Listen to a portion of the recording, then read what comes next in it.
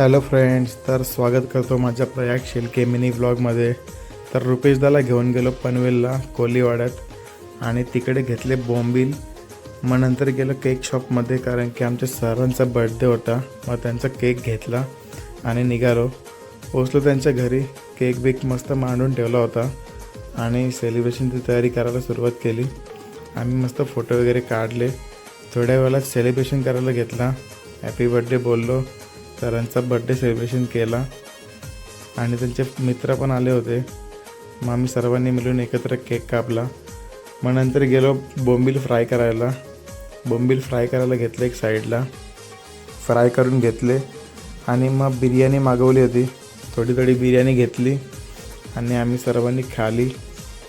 Sir चला ब्लॉगला end करतो. भेटू आपण पूर्ण एकदा नवीन ब्लॉगमध्ये. हा रुपेश दादा आमचा.